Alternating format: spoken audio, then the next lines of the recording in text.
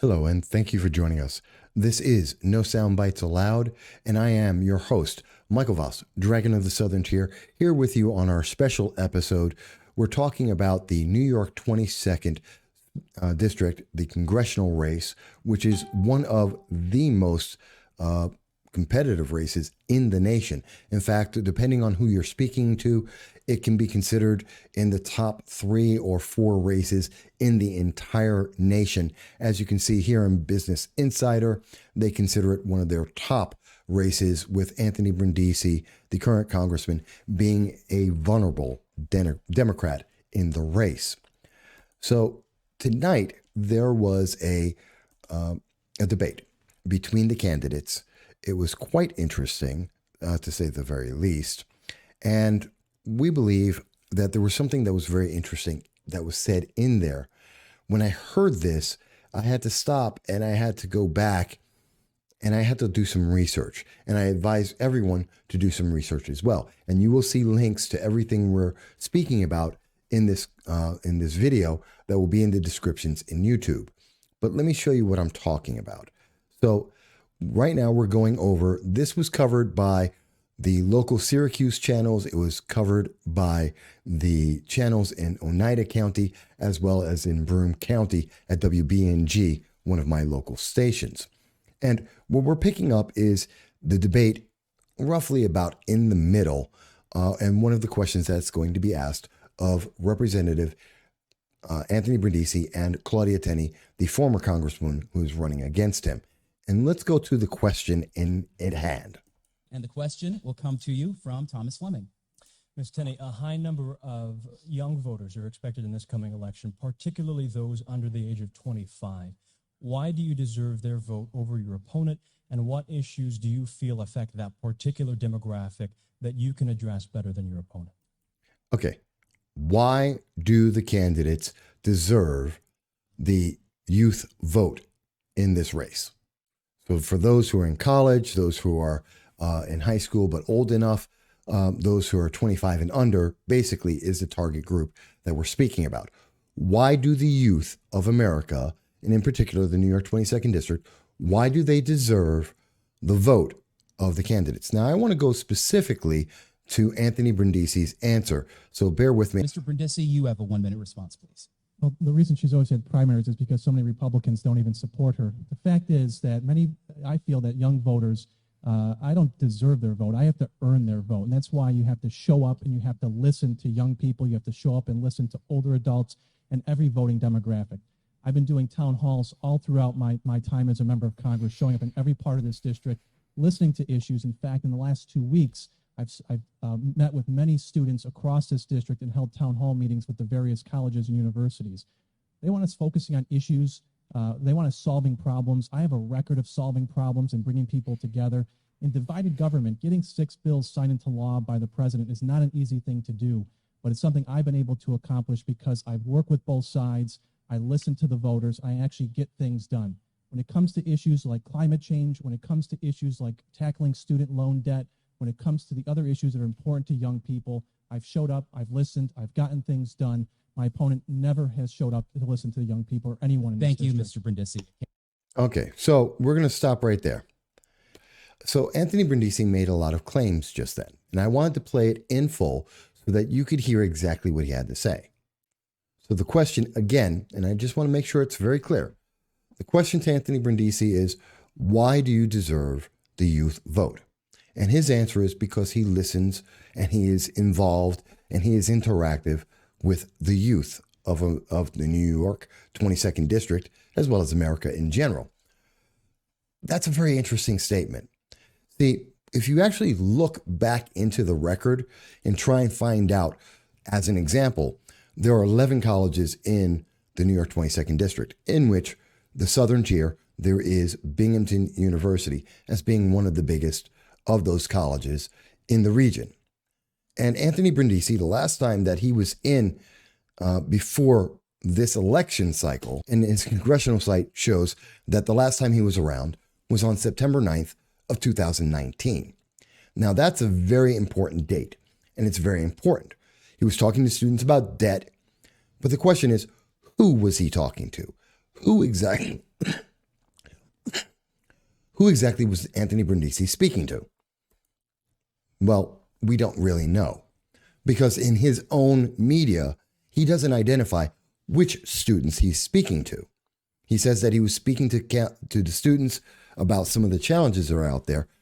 But one of the things that we found in an independent research is he was speaking to college Democrats, not the college Republicans, not the college Libertarians, not the college as a general whole, but a very specific group of students that have a very specific ideology. So he isn't talking to students, he's talking to Democrats, and he's talking to people who are already supporters of him. So his statement in the debate tonight is already in question. Now, you may say, well, what about his other conversations with Binghamton University? He really didn't have any.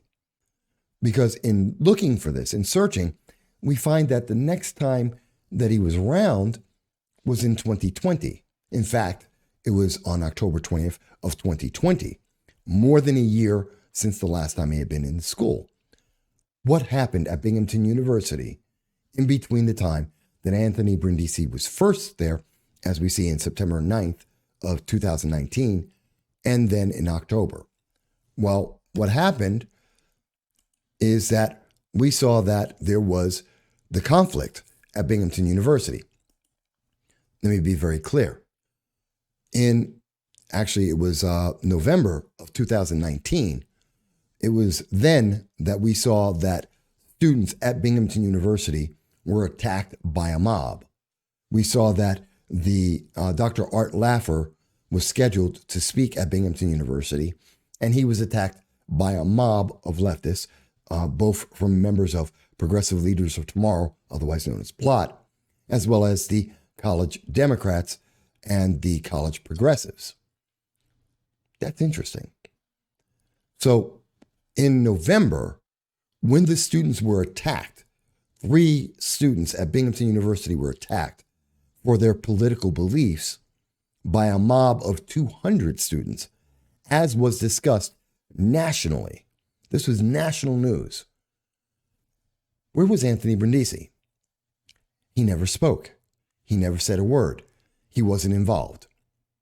After that event, both the students being attacked by a mob of 200 students, and then with the attack against Dr. Art Laffer, which has led to the Department of Education starting an investigation against Binghamton University for denying the First Amendment rights of the students and for breaking their contract with the students at Binghamton University, as well as a lawsuit against Binghamton University by many of those same students.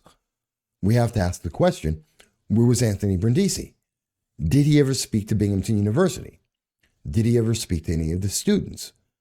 As someone who touts himself as someone who speaks to the youth of America, who is involved and listens to them and has conversations with them and is involved with them regardless of their political affiliation, as he said in the debate tonight, what did he do? Well, we actually had an opportunity to speak to one of the students. We spoke with John Lezak. He happened to be and is the College Republicans president, replacing John Restuccia, who happened to be in when the actual attacks took place. But John Lezak was present, was aware of the attack, and has been involved throughout the process up until and including now with the Department of Education suing or investigating Binghamton University. And we asked back in January 31st of 2020, we asked John Lezak, president of the College Republicans at Binghamton University, about the interaction with Anthony Brindisi. And this is what he had to say.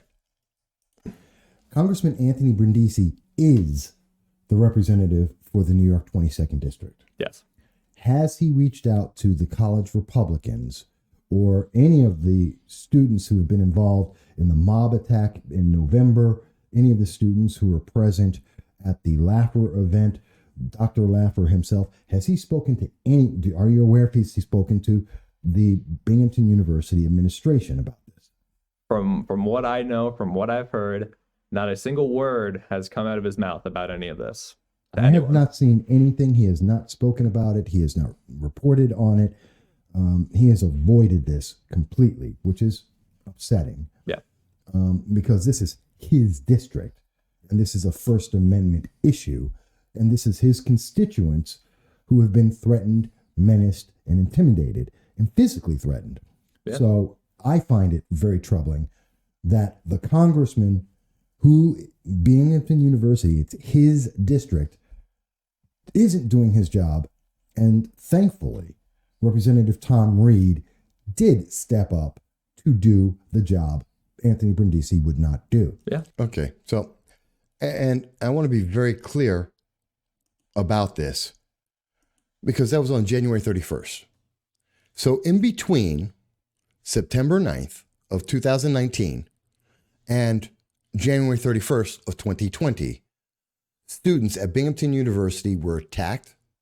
The First Amendment was challenged, and it took the congressman from the New York 23rd District, Tom Reed, to come to Binghamton University to try and protect the First Amendment rights of students and to defend the students, the constituents of Anthony Brindisi, because Anthony Brindisi did not care. That was in January 31st.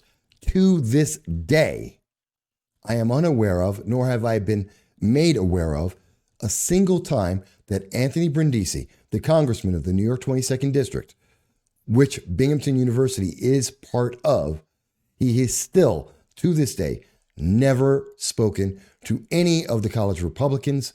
He has not spoken to any of the students involved in the attack or any of the students that were involved in the Dr. Art Laffer debacle that made national news. Even after Congressman Tom Reed entered the New York 22nd District on behalf of the students, on behalf of the First Amendment, Anthony Brindisi still never spoke out. In fact, he has never mentioned this event. He has never mentioned the attack on the First Amendment, to my knowledge, to anything I can find, searching and looking through it. That's pretty powerful. And it's pretty powerful when you consider that on October 22nd of 2020, according to the Pipe Dream, which is the Binghamton University newspaper by the students, it's a student newspaper, on October 20th of 2020, according to Vasily Gonzalez, we know that Anthony Brindisi went to Binghamton University. And he went to Binghamton University not to speak to the faculty, not to speak to the staff, not to speak to the president of the college, which is Harvey Stenger. He went and spoke to the Binghamton University College Democrats, Generation Vote, Students for Brindisi, and the Binghamton University Democratic Socialists of America, which is a very interesting group because Anthony Brindisi said he speaks to all of his constituents. He speaks to everyone, regardless of their age, regardless of their political background. But when he did finally make it to Binghamton University, he only spoke to Democrats, and in particular, progressives and socialists. He didn't speak to the general population of Binghamton University. He didn't speak to the Republicans or the Libertarians at Binghamton University. He didn't even speak to the Democrats at Binghamton University. He was speaking to the progressives. That tells me a lot because that's not what he said tonight, October 26th, in the debate. Let's go a little further. Remember, it was, according to WSKG, among other news sources, January 22nd, when Congressman Tom Reed went to Binghamton University on behalf of students and the First Amendment. In fact, Tom Reed said, and I quote, "This is not how we embrace the freedom of speech. This is not how we deal with the issue of differences of opinion, and we are going to be tolerant of each other on both sides of the equation." That's what Tom Reed had to say about it. Where was Anthony Brindisi? Where is his comment on this? There is none. Where is his defense of the First Amendment? There is none. Where's his defense of students who were ganged up on by a mob of over 200 people? There is none. That's kind of telling. Because again, remember, when he was speaking at the debate tonight, what did he say? He said at the debate that he was there, that he is in office to be able to speak to the young people, all of them, regardless of their political affiliation, whether they voted for him or not, and he was involved with their issues. I'm not sure what's a bigger issue than the First Amendment, the freedom of speech. I'm not sure what's a bigger issue than speaking to students who were attacked by a mob. That's a very powerful and interesting thing to keep in mind. But who did he speak to? Who did Anthony Brindisi take the time to actually speak with? Who are the people he is interested about? The Democratic Socialists of America, an organization that back on August 16th of 2017 were there seeking to promote and endorse something called BDS. Now you may wonder, what is BDS? I don't remember what BDS may be, even though the Democratic Socialists of America endorse it. Well, going to nothing other than Wikipedia, just so you can see it. And again, the links to everything we're speaking about will be in the description. It's BDS stands for Boycott, Divestment, and Sanctions, specifically targeting Israel. You know, one of the nations that Donald Trump has helped to create peace with. One of the leading reasons why Donald Trump has gotten 3, and I say again, 3 Nobel Peace Prizes. And there's some real questions with BDS. Matter of fact, there was a controversy in 2018 about Professor John Cheney Lippold at the University of Michigan, in which the university was forced to reprimand Professor Cheney Lippold, stating in part, conduct that violates this expectation and harms students will not be tolerated and will be addressed with serious consequences. Such actions interfere with our students' opportunities, violate their academic freedom, and betray our university's educational mission. You may say, well, what did the professor do? He denied a student the ability to get a letter of acceptance because he was going to go and study in Israel, which many people would find to be, well, racist or sexist, bias at the very least. Because a student was going to study in Israel, Professor John Cheney Lippold of the University of Michigan denied it. And because he was part of the BDS movement. That movement, again, which stands for Boycott, Divest, and Sanctions against Israel. And he took it out on a student. Now, there are other controversies that are also associated with this organization. And you can, of course, go and look this up in the notes. But let me ask you a question. Does that sound right? Anthony Brindisi went and spoke with the Democratic Socialists of America. That was one of the key people he felt he needed to speak to at Binghamton University. Not the general populace, not the college Republicans, not the college Libertarians who were involved in the process of the protests. They were the victims. He didn't speak to them. But he did speak to the Democratic Socialists of America at Binghamton University. What else can we understand about this? The Democratic Socialists of America. Did you know that the Atlantic, which is noted for having specious articles, in particular one making accusations from 4 unnamed sources against President Trump that were refuted by 21 individuals, including John Bolton, who himself has said if these lies about President Trump were true, he would have published them in his own book, just for the book sales alone.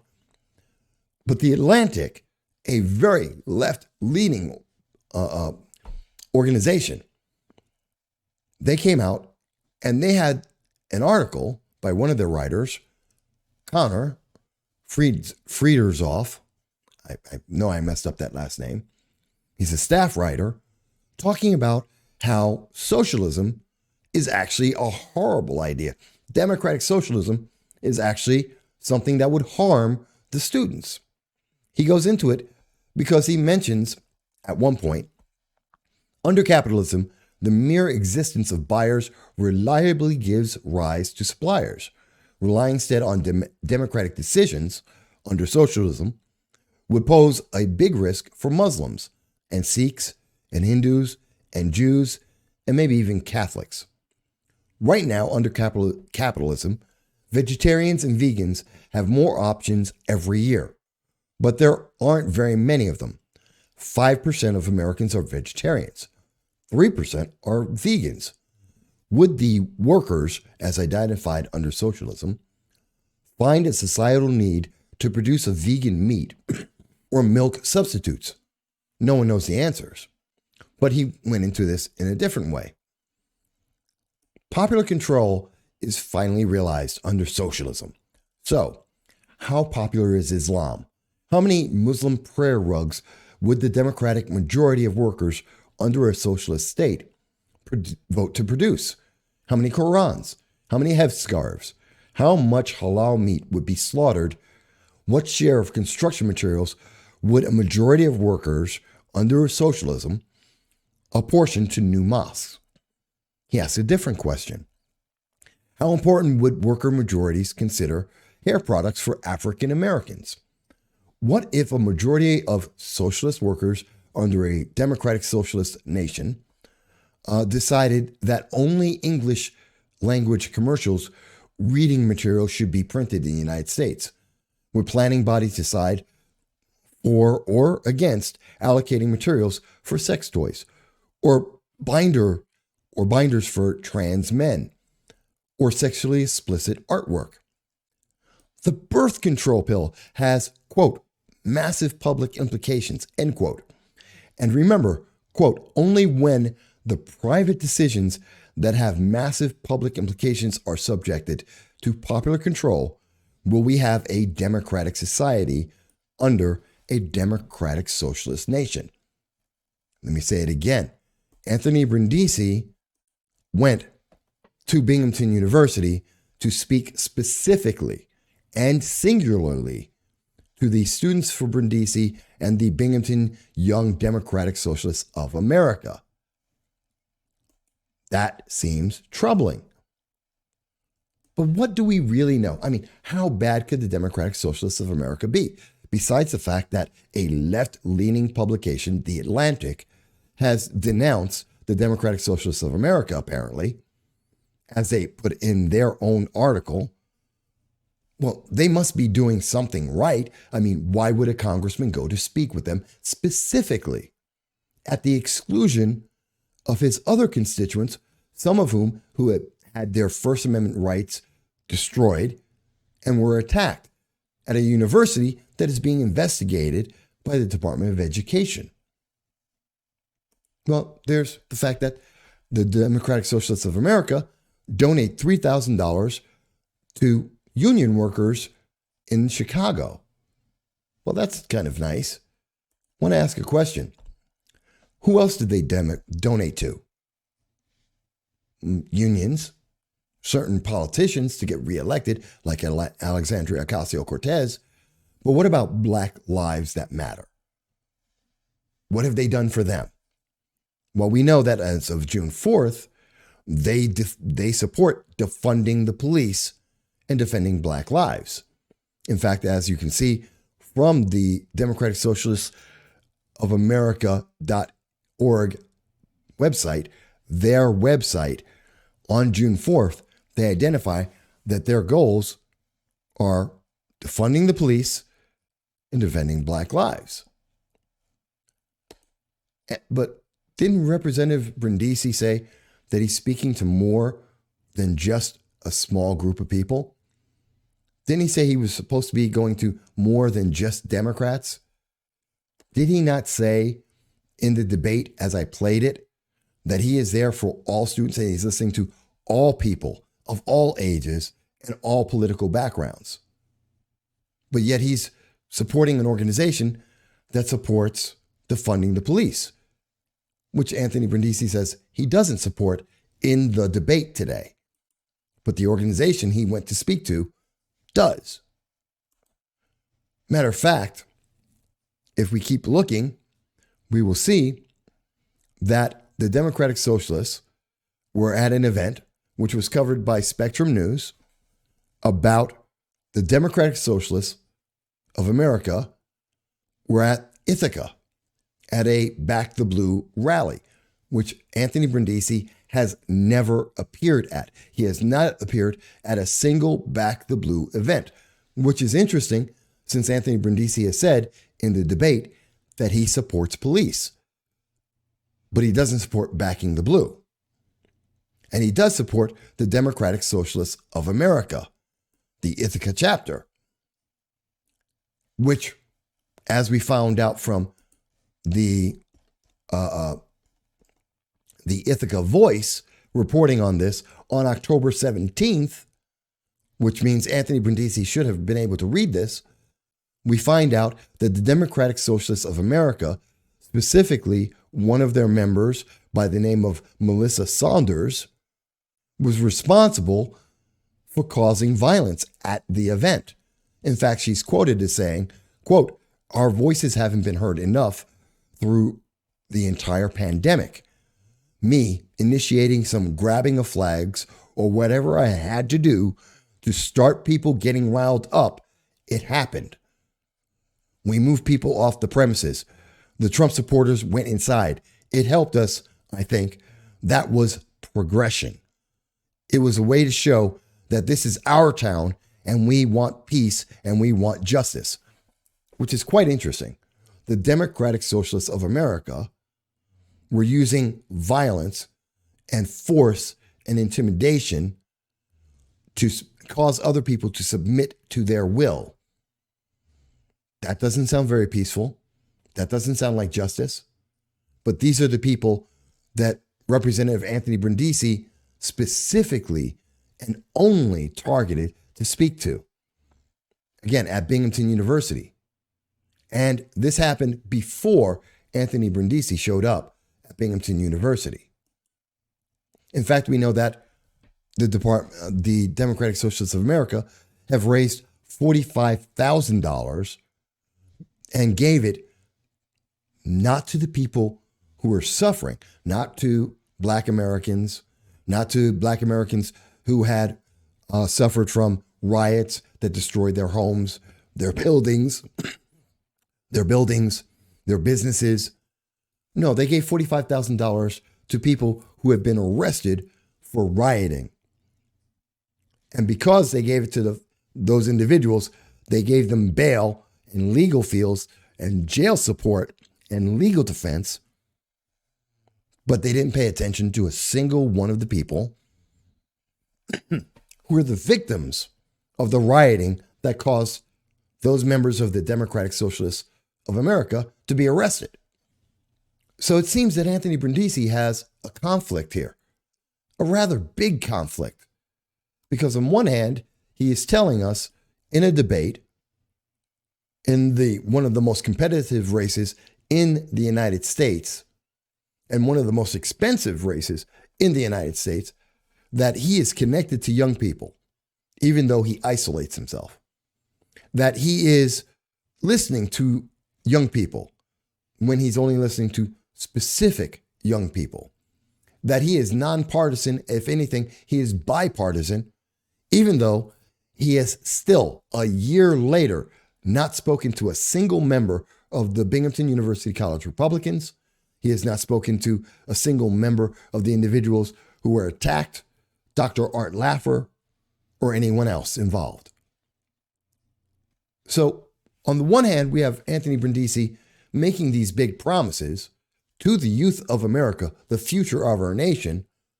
And then on the other hand, we have Anthony Brindisi lying, showing us that he doesn't speak to anyone. He speaks to his supporters, the far left. to radicals, radicals that are willing to use violence to get their way, to force people to submit to their will, against their will, to the Democratic Socialists of America. He's supporting socialism and socialists, something that I think the majority of people in the United States and the majority of people in the New York 22nd District disagree with. Now, I would love to hear Anthony Brindisi, Representative Anthony Brindisi, explain where this confusion is coming from. Why is it that he's saying one thing and doing something completely different? We've been asking Anthony Brindisi to explain this kind of confusion in his campaign rhetoric versus his actions for about 5 years now. He still won't answer us. Perhaps he will answer you. Or perhaps he'll respond to when people vote. But it's just something that we wanted to bring up because in one of the most competitive races in the nation, one of the most expensive races in the nation, we think it's important for you to know that Anthony Brindisi is promising you one thing in a debate and doing something very, very different in real life. How you want to vote based on that is up to you.